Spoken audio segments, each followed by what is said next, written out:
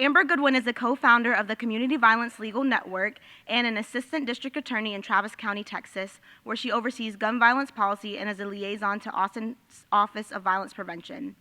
As a nationally recognized strategist and advocate, Amber has over 2 decades of experience at the intersection of racial justice, movement building, and public policy. She is the founding director of the Community Justice Action Fund, and she also served on the Biden-Harris transition team as lead organizer for gun violence prevention. Amber previously held senior roles at Giffords, Enroll America, and multiple national campaigns. She is also an adjunct law professor at the Mitchell-Hamlin School of Law and a former chair of the Austin Gun Violence Task Force, where she helped launch and fund the city's first Office of Gun Violence Prevention. And Amber has a much more extensive and impressive background that you all can find on the CVent app. So hopefully you all have downloaded the app by now. But with that, I will welcome Amber up to the stage.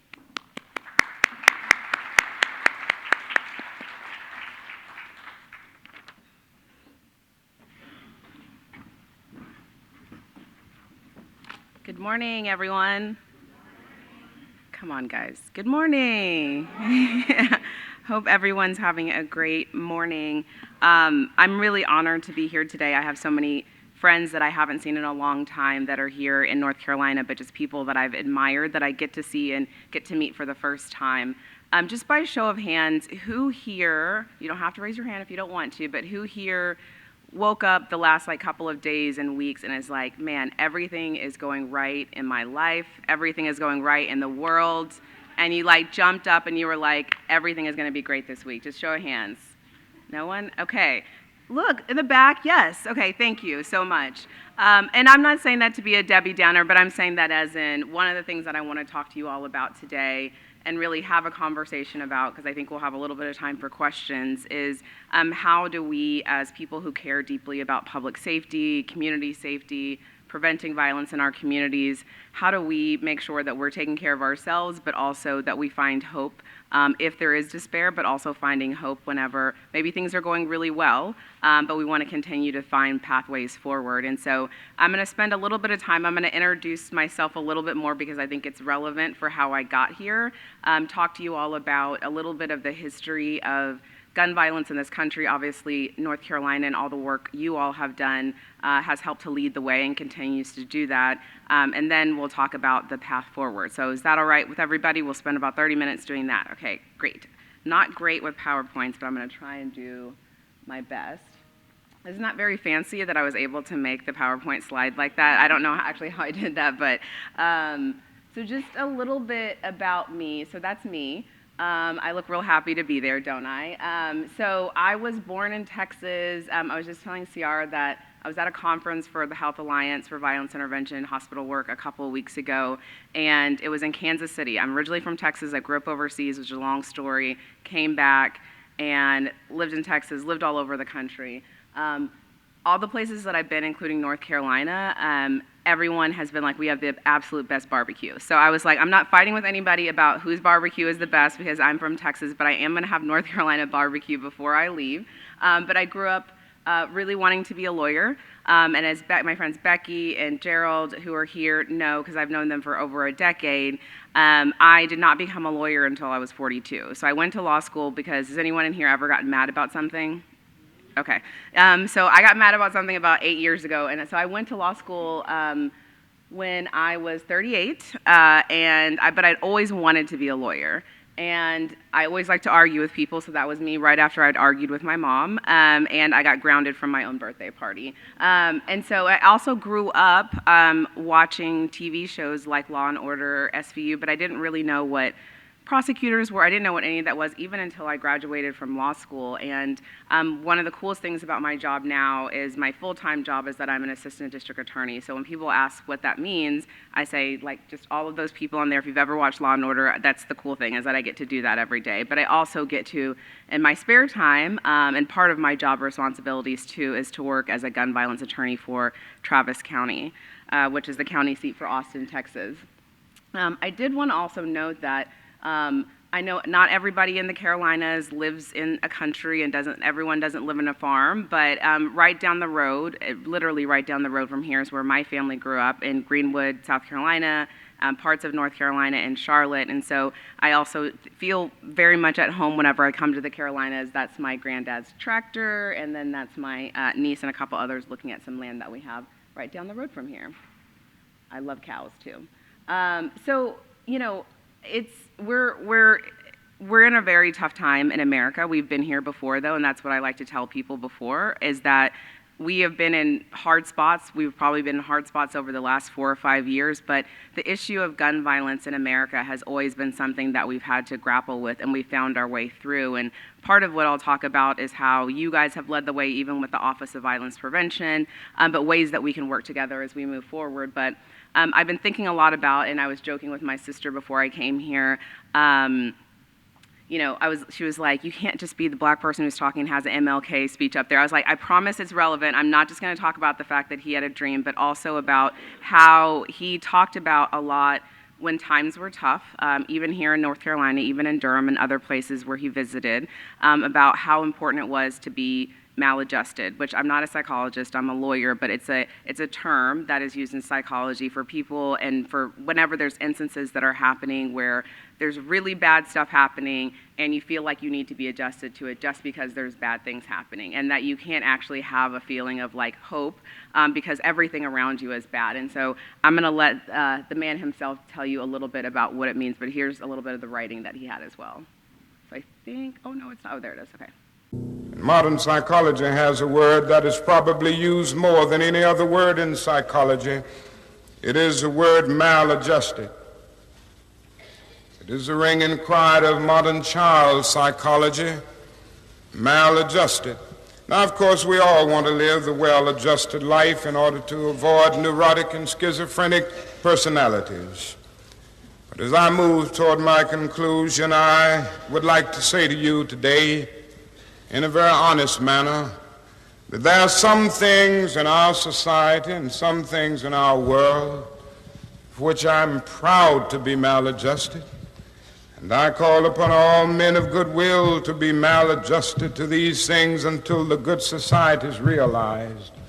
I must honestly say to you that I never intend to adjust myself to racial segregation and discrimination. I never intend to adjust myself to religious bigotry. I never intend to adjust myself to economic conditions that will take necessities from the many to give luxuries to the few and leave millions of God's children smothering in an airtight cage of poverty in the midst of an affluent society.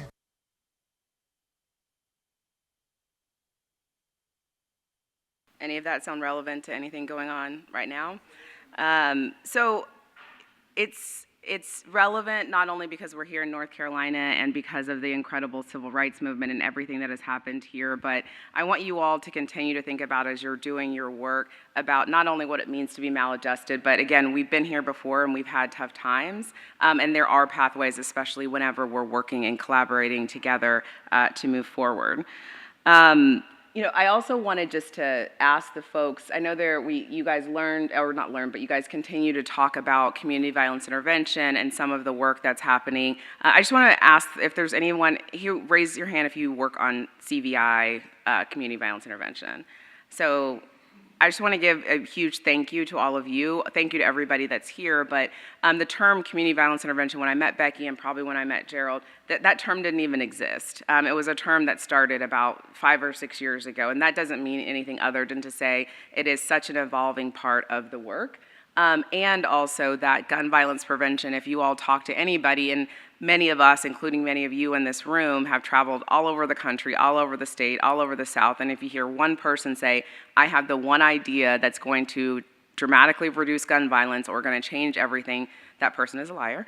And also if they say there's only one sector that is going to change everything, that person is also lying. And I say that as someone who many times is forced to work across collaboratively, but having worked not only, SCR mentioned, on the Biden transition, and I will just tell you that was in 2020 when we were in the midst of a pandemic, and we had racial strife happening across the country.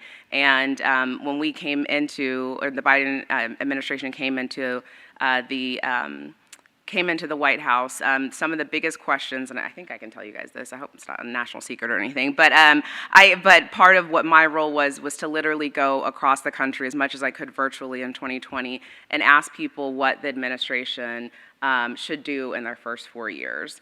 And we had conversations with people from every sector. I wasn't working in the district attorney's office yet, but we had police chiefs, we had people who worked in public health, we had physicians, we had frontline practitioners, people from all over the country that had these deep conversations with myself and other people inside that were getting ready to go inside the administration.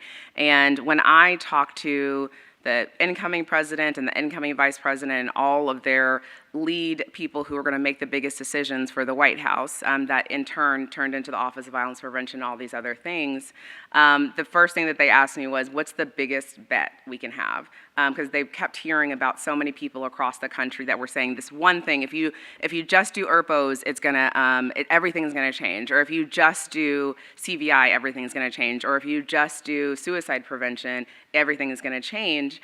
And what they wanted to know was what a comprehensive approach would look like, and also what it would look like to have an all-of-government approach to tackling this really tough issue. And so I think, as many of you know, they took this head on. The very first event that they had in the White House was a Rose Garden event in the White House in April of 2021, and it was about an all-of-government approach to funding and supporting not only community violence intervention, but so many different executive orders. And so if you learn nothing from what I have to say today, the biggest thing is how important working across sectors was, but also leading with the people who are most marginalized to try and figure out if they're getting the resources, if we are, as Black folks in this country, or people in the South are getting the resources that we need, then everybody else will also benefit from that as well. So these are, let me go back to this because I think this is, I just went past everything I want to talk to you guys about today. So these are some of the things that I just, again, takeaways is what can a path forward look like for all of us? Because you guys are already leading and doing this work, so I'd love to hear from you all on what you're doing, because there's also things that we're doing in places like Texas and across the country that we can learn from you all. What cross-sector collaboration looks like, how we strategically plan, and I know you guys heard and talked with folks yesterday about that, and then also how to integrate CVI into all of this work. So that also sounds like a whole lot to do in like 20 minutes, but I promise I'm gonna get through this. Let me just see. So everyone in here probably knows, just shout out, how many people die by gun violence every year in America? Someone just shout it out. 40,000. You're not allowed to answer anymore, Gerald. Questions. And Becky, you can't either. So anyone else on 40,000, but what's the lion's share, or what's the biggest amount of people, what in that 40,000, what's the demographics? Anyone? Young Black men? So it is, I think statistically speaking, but just so we can get like an idea of like what the statistics look like, and this changes depending on, we have more guns in this country than we actually have people, and that's a whole nother thing that I'll hopefully be able to touch on, but anywhere from 40 to 45,000 people a year die by gun violence. In that 40,000 to 40 to almost 50,000 a year, almost 2/3, and this has gone down a little bit, almost 2/3 are, if there's any researchers in here, please correct me, but many years it used to be that there was 2/3 of those deaths are gun suicides. And out of the homicides, there's anywhere from 12,000 to 14,000 homicides. And while Black people are only 13 to 14% of this population, young Black men usually are anywhere from 60 to 70% of those homicides that happen every single year. And while, if you look at the exact numbers, that doesn't mean that there are more Black people or brown people or indigenous people that are dying. It does mean, statistically speaking, we have a disproportionate and disproportionate and disparate impact of gun violence in our communities. There's also this huge challenge I know that you guys have really tried to tackle here in North Carolina on domestic violence, and many people think of domestic violence is this thing that happens over here, but many times the last and final act of domestic violence is homicide. So there are so many people who are a part of this big, huge ecosystem of things that are happening across the gun violence space. But again, you guys probably talked about this yesterday, but just some stats on North Carolina. The leading cause of death for youth under 25. This is very specifically important. I know you guys talked a little bit about this yesterday, but I just want to say this is not just a North Carolina specific thing. This is happening all across the entire country, where there are young people, especially young black men and boys, that are dying by gun violence at alarming rates. And while we're thinking about how do we work cross-collaboratively and how do we actually tackle this issue, if there are not young people and young black men and boys that are a part of the solutions, for many of us, we think that it's going to start to fail, because we need to make sure that young people are not just asked to speak as a young person, but they're actually helping to lead these efforts as well. So just a little bit on the background. I usually joke with people and say that if you ask me to speak about gun violence in America, I usually will start, if I have enough time, I'll start at like 1865 and get to present day, because we have to go back that far to talk about how guns actually got here and how we didn't or did regulate them and who exactly we were regulating against back in 1865, but I don't have enough time to do that, so I will not do that today. But I will start with the around 1980s to 1990s. There was a huge amount of efforts that went into the quote-unquote drug war that was happening in this country. And when that happened, a lot of people were thinking about guns, but they weren't necessarily thinking about like school shootings, mass shootings, things like that. Of course, that had happened before, but probably because of social media or media, different things like that, it wasn't as in the news as it is now. And so in the 80s and 90s, a lot of the approaches to tackling gun violence were just lock everybody up. If we lock everyone up, keep them there as much as possible, don't figure out why they picked up a gun in the first place, then we'll tackle every single issue of gun violence. Does anyone here think that that was a good idea? You don't have to raise your hand, but talk to me afterwards if you think that was the best idea to do.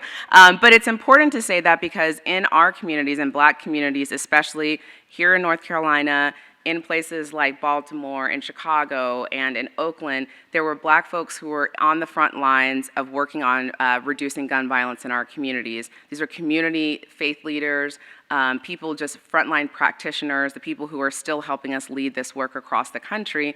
And they started to think of like, how do we solve this issue without just locking people up? And instead of saying, okay, well, we're gonna take this like just person by person, they said, we need to look at the statistics and figure out who is actually at risk of being the person who actually is going to pull this trigger, and why are they pulling that trigger. And so about in the 80s and 90s, they started using this public health framework to think about gun violence as the disease that it is. And so instead of saying, why is this person doing this, we need to punish them, they said, okay, why is this person doing this, and what can we do to prevent it in the future?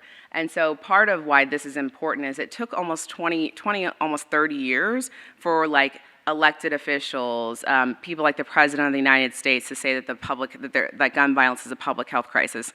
Last year was the first time that the Surgeon General of the United States actually said that, which was incredible and historic, but it was a long time coming. And so the statistic that I always like to tell people, especially about community violence intervention, because it's such a North Star for so many of us who work not only on gun violence prevention in communities of color, but just in general, is less than half of 1% of a city's population drives over 70% of the violence. And so I'm just gonna say that one more time. Less than half of 1% of a city's population drives over 70% of the violence. So to me, and to people much smarter than me, that means that there's not a ton of people who are creating a lot of violence in communities, but it does mean that there's a small part of the population that is, and this is the same thing that scientists do, it's the same thing that public health practitioners do. They don't think that like there's a disease that's infecting everyone. They figure out who's infected by the disease and figure out how they can eradicate that disease.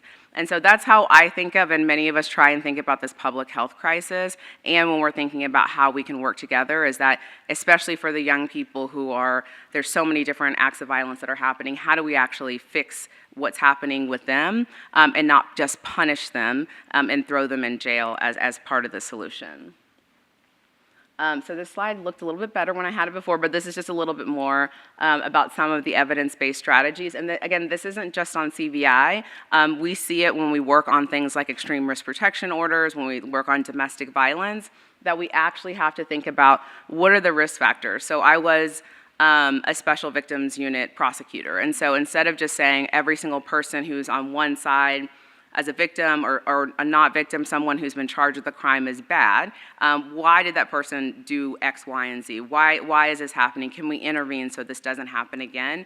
Versus just saying this person needs to go away.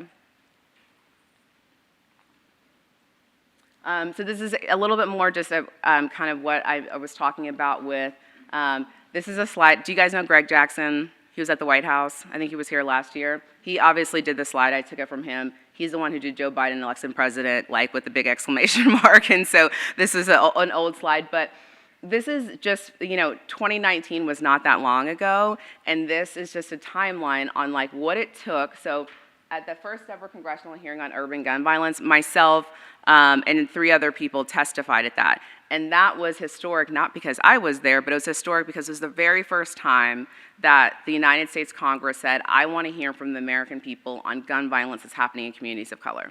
Who thinks that 2019 was too late? Yeah, so 2019, so we shamed them, and they said, what do you guys want? We were like, we want our money. Like, we want money, and we need it in the next appropriations bill. We need money right now. And so, but that was just in 2019, which was not that long ago.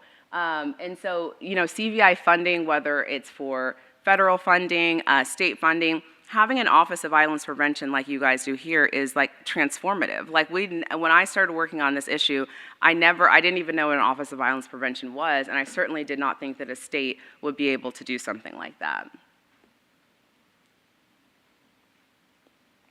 So part of what I also want to leave you guys with is thinking about cross-collaboration and how you all and how we collectively can think of different ways to tackle the issue on gun violence. And one of the paths forward is thinking about how to use the law strategically. Like I said, I went to law school because I was mad. If you can see here, this is part of kind of our philosophy as we move forward is how do we protect the people who are protecting us? If you've ever been to a city, if you've ever been to Raleigh, which we all have, but if you've ever been to any city that has CVI in it, those people, whether or not you know them, whether or not you've met them, they are people who are protecting us, whether you work in CVI or not. And so part of our philosophy as we're moving forward is a lot of the folks who are on the front lines, I think, would be considered very marginalized in some parts of society. And so how do we think about using the law strategically? Has anyone in here heard about the DOJ? Let me rephrase that. Has anyone here either affected by or heard about the DOJ funding cuts that happened this year? Okay. Anyone want to say what happened?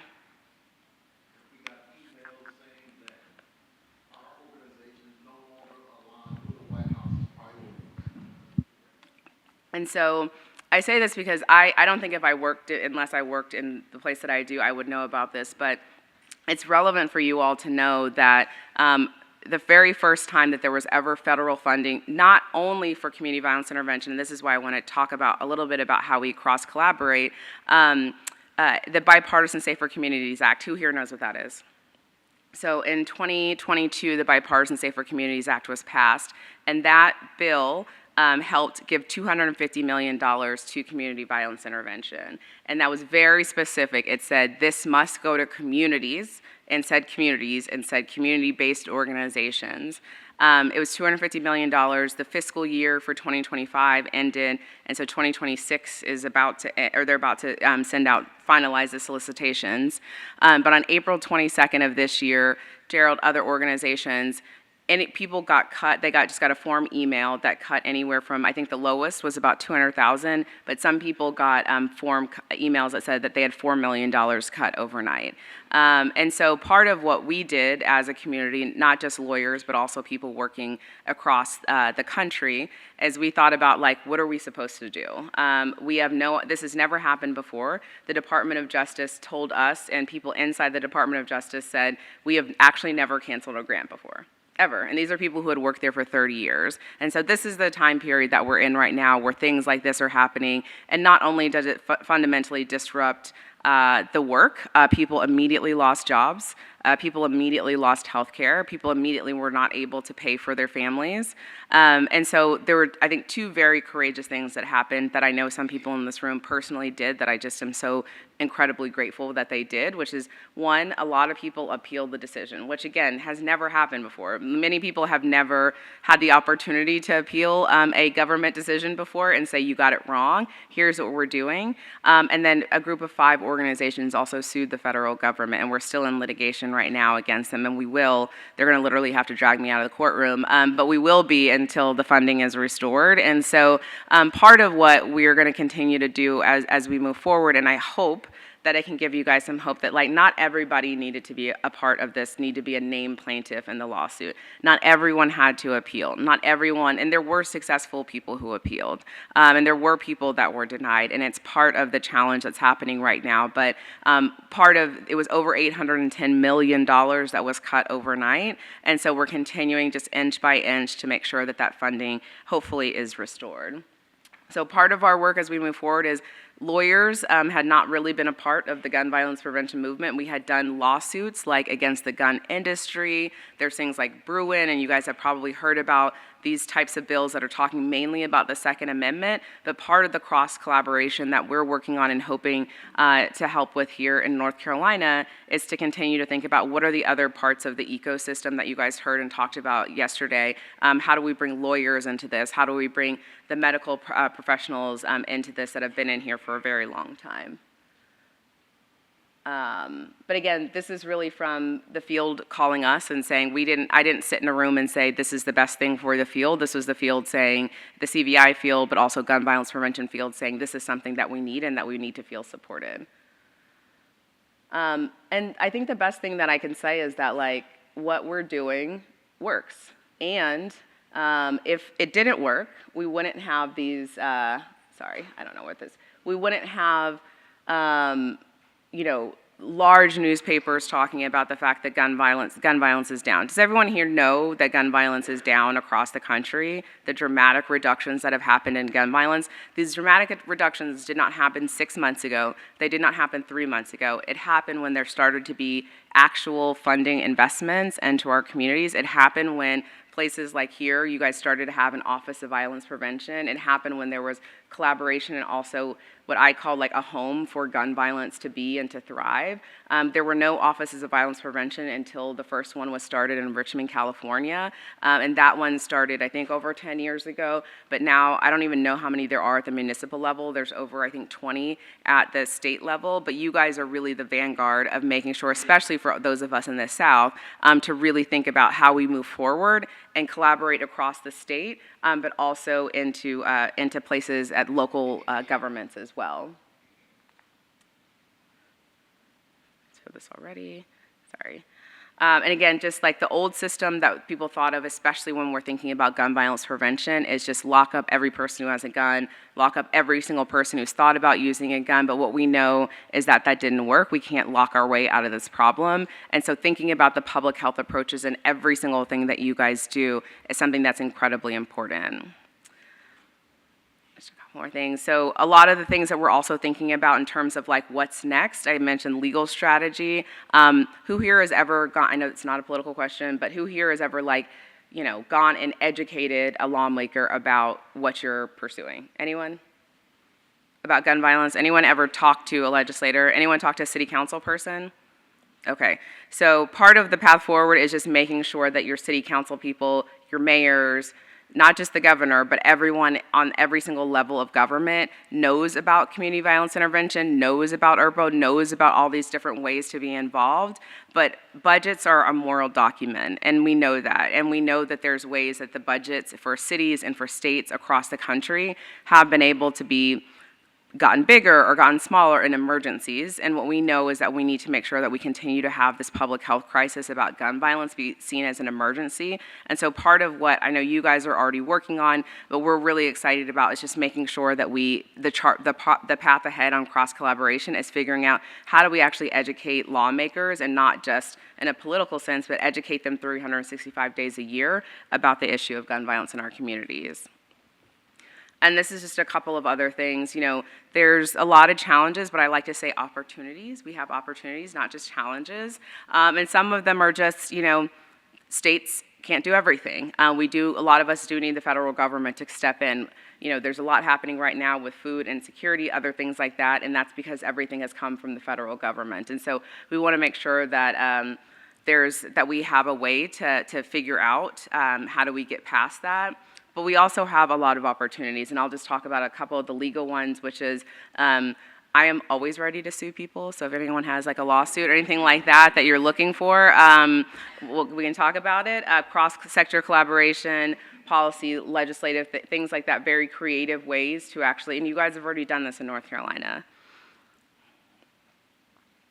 And then the last couple of things that I'll just say is that, no one in this country, including as a prosecutor, my boss, the governor of Texas, not one person or one industry gets to decide what public safety looks like in America. No one gets to decide what public safety looks like in North Carolina, except for all of us and all of you. And so part of what I want to make sure that you guys really understand, which I know you do, but just to hear it from myself and from others who get really honored to get to go across the country, is how important it is that you all are defining in this moment.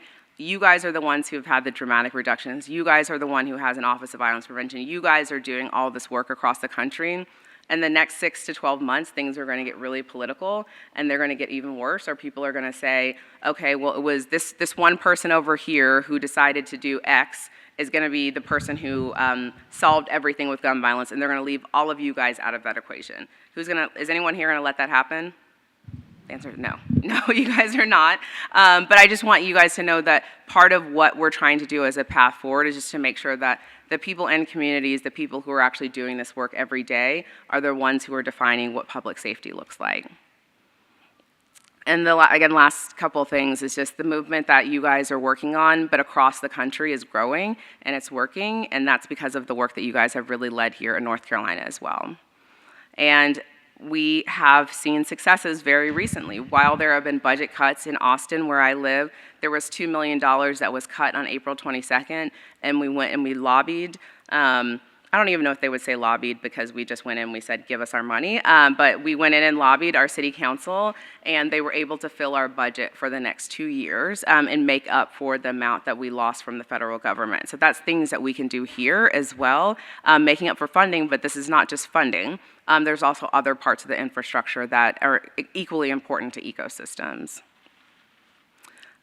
So last thing, I know it feels like we're under attack, not just the people who work on community violence intervention, but people who truly believe that another world is possible whenever it comes to public health, public infrastructure across the country. But we're not done. There's a lot of work that's ahead. It's going to be really hard, especially I think over the next couple of months and even the next year. But you guys are already suited to continue to lead the way. You guys, as someone who's born and raised in the South, and someone who has family all over the state, have done nothing but impress the rest of the country and are really leading the way whenever it comes to this work. And so there's just so much work to be done. And the last thing I'll just say is that, as MLK Jr. said, we want to be maladjusted in this time. We don't want to just think because everything is bad that we can't come together. The fact that you guys are having this conference is something that's incredible. There are other conferences across the country, other statewide offices of violence prevention that are not doing this. So just huge thank you to Ciara and all of you for pulling this together. But I just hope that you guys can leave with a little bit of hope that not only is what you guys are doing, not only on community violence intervention, but across different sectors is working. And we are the ones who, at the end of the day, are going to be on the right side of history. So just thank you guys so much for all of your time.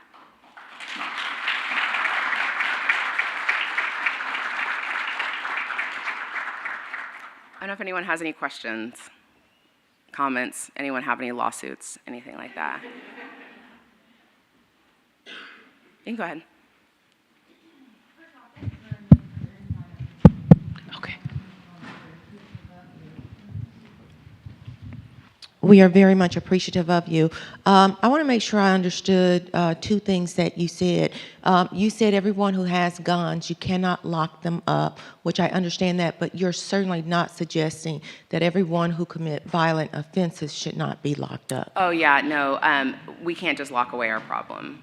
Only using like carceral approaches. So no, I didn't say that. I work in a prosecutor's office. We do all that all the time. So yeah, absolutely. Okay. Yeah. All right. I just wanted to make sure because I would definitely disagree with that greatly. Yeah. Okay. And then I want you to repeat what you said because I didn't catch the end of it. You said something like 1% of the crime, 1% of our people. Yeah, and I think you guys are going to get the slides, but also I'll make sure that Ciara has this, but less than half, because there's a data point from a bunch of researchers, I think it's at Yale and a couple other folks, less than half of 1% of a city's population drives over 70% of the violence. Drives over the, okay. Mm-hmm. Okay, I just want to write that down, make sure I had it correct. Thank you very kindly. Of course.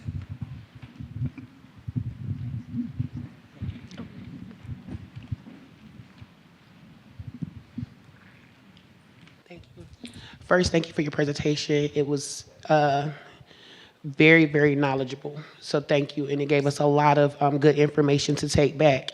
When you face, in places that you've been to, you said gaining young black men to lead the cause. Mm-hmm.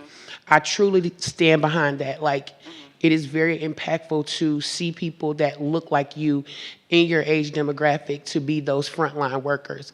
When you find that trying to get some of the younger black men to move away from the stigmas, the labels, the things that are being said, how do you see yourself or other areas that you've been through navigating to kind of break through that when you're telling them the importance of them being on the front line, right? Because not only are we dealing with, the perception of, oh, you're snitching, or the perception of, oh, you're selling out, or all these different things, we're dealing with a virtual world. We're dealing with music. We're dealing with a lot of violence being perpetuated. So what would you say to counteract that, and what have you seen work in building those strategic alliances with young black men who think that that's where they're supposed to be on that side? Yeah, it's a great question. Everyone here familiar with like cognitive behavioral therapy and all that? So, part of what I can use Austin as an example. So, and we learned a lot of this from Cities United and other people across the country, Cure Violence, Erica Ford in New York, Life Camp Inc. It's just how important it is to get young people, especially young black men, involved from the very beginning. And then a lot of the credible messengers that we work with, incredible messengers being people who are from the community, who are credible and can speak about their life experience, and sometimes they're formally justice involved. And having them be the people who are talking to folks about why CVI, but also being a part of this ecosystem. Because I just have to tell you, like, if I'm a young black man, like the other day I was meeting with someone who was he's now one of the leaders of the violence intervention program in Austin, and he called me ma'am, and I was like, hold on. And he was like, no, it's fine. And then he told me how old, I was like, I'm probably old enough to be your grandmother. So I was like, that's fine. You may call me ma'am, but he was sitting by himself at the event, and then I witnessed another young person who's maybe 5 years older than him go over, talk to him, because they had been through the exact same experience. They had both been incarcerated at the same place as juveniles, so they were able to have that common understanding. So I think a lot of the times that kind of the bedrock of community violence intervention in this work is to have credible people who can actually have those conversations. As a prosecutor, it's harder for me many times because of just the fact that I work in law enforcement. And so it doesn't bar me from working in the community, but I have to show up in a specific type of way, whether I'm physically in the community or asking people to come to our office, and a lot of the communication just has to be a little bit different. But I think it's been incredibly important just to make sure, and I have to watch myself on this too, is not just asking young people to come and like sit on panels and like tell us how hard it's been and your life story, versus like having them actually lead the work. And the same thing with survivors. I think we've done a horrible job in this country of just having survivors the burden of everything that they have been through, victims of crime, that they just have to figure it out themselves, especially in the gun violence prevention movement. And so I think that there's a whole huge amount of work that can be done there with having other survivors and victims of crime hopefully be able to make it so that doesn't happen anymore, but also be able to talk to each other about their stories. So I think a lot of the peer-to-peer work has been really helpful.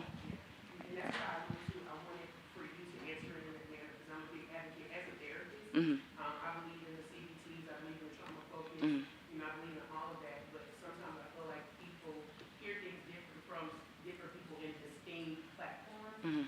and I constantly advocate for that lived experience Mm-hmm. to be the leading cause of getting people to understand that just because you've done something for 4 years does not make it. Oh, yeah.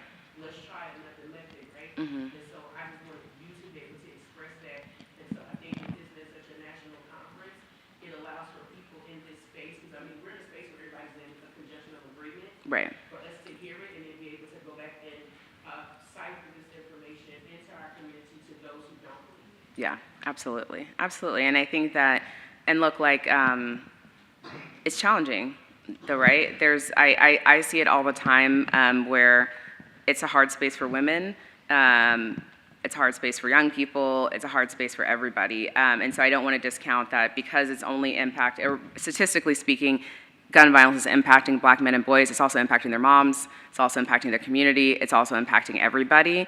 So when, just like I said earlier, with like gun violence being a disease, it's not, if someone in your house got COVID or if someone in your house got the flu, it wasn't just that person, it's everybody that's impacted too. And so I think thinking about these ecosystems, and then I think one thing that's been innovative in our office, but we've taken it from other prosecutors' offices, is thinking about what ways can we intervene so people don't keep coming back into the criminal legal system, because we see a lot of the same people and we want to make sure that they intervene before they harm somebody else. And so we're trying to think of different interventions and how we can bring that lens into a prosecutor's office too. I just wanted to ask you to speak to, I think a lot of times, whatever sector we're in or whatever position we have, we find ourselves really going hard for the thing that we see and we believe in. And I'd love it if you could speak to how we can be more collaborative, understanding that everyone's experience is important in terms of trying to make sure that we're doing all that we can specifically to prevent gun violence within our youth. And I heard you say I show up, in the community in a different way because I'm in this office, in this position. But even in that office, in that position, your viewpoint, everything that you say and do is so valuable in the work that we do and how we're able to change. So if you could just talk a little bit about how all of these different entities, all the people with lived experiences, all the people with degrees, all the people in all these areas might be more collaborative.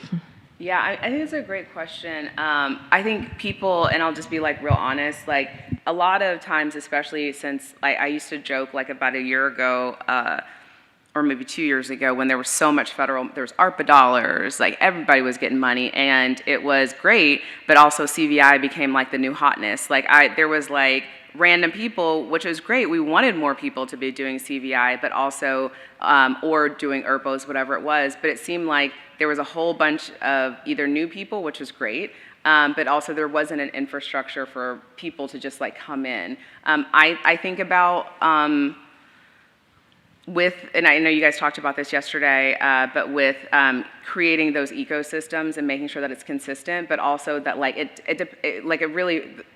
who is leading the ecosystem and also how the community is being impacted is really important. That's why for us in Austin, but I know in Houston and in Dallas and other places across the country, making sure that it's someone from the community that is with lived experience is the person who is leading it.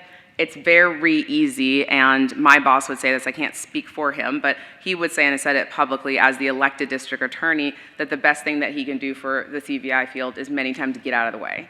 And many times it doesn't mean he's not going to show up to events. It doesn't mean that he's not going to take a phone call from somebody, but it does mean that it doesn't need to be the prosecutor's office or the mayor that is speaking about everything on CVI, but you better believe we better show up at every single one of those meetings and make sure that people feel supported. So I think part of the cross collaboration is also showing up when it's not just your thing, which is not easy for everyone. I don't know why. I don't want to be speaking at everything, but it seems like a lot of people do want to speak at everything and do want to be leading everything. So I think, especially on the issue of gun violence, and again, you guys have been able to do this. There's some infrastructures. There's obviously the office that's here, but also just making sure that people are actually showing up for events that are not just theirs has been extremely important.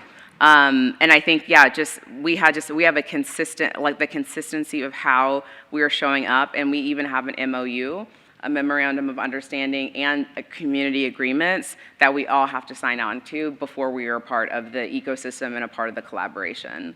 And the last thing I'll say is there's something we started, which is One Safe Central Texas, which is just getting all of the different groups together. It's not officially through the city, it's not officially through the county, but it's a way for all of us to meet. We talk about press things that are going on. We each go around and say, this is happening around gun violence in our communities, and it's elected officials, it's their staff, it's the community groups, it's everyone together. And so we do that at least once a month just to make sure that we are collaborating. And I know there's people in there that don't like each other. That's not our problem.